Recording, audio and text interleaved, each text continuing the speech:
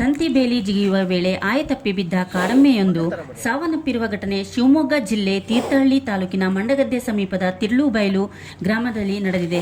ಗ್ರಾಮದ ಅಡಿಕೆ ತೋಟಕ್ಕೆ ನುಗ್ಗಿದ ಕಾಡೆಮ್ಮೆ ರಾತ್ರಿಯಿಡೀ ತೋಟದಲ್ಲಿ ಓಡಾಡಿಕೊಂಡಿತ್ತು.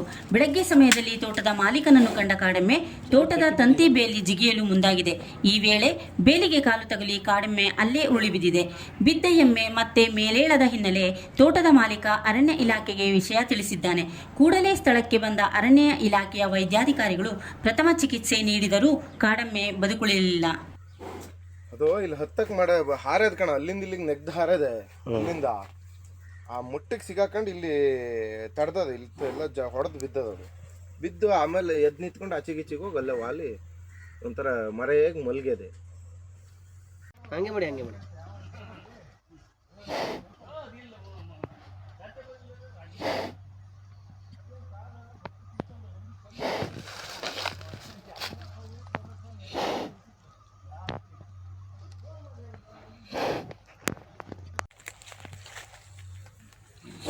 ಒಂದೇ ಥರ ಮಾಡಿ ಅಣ್ಣ.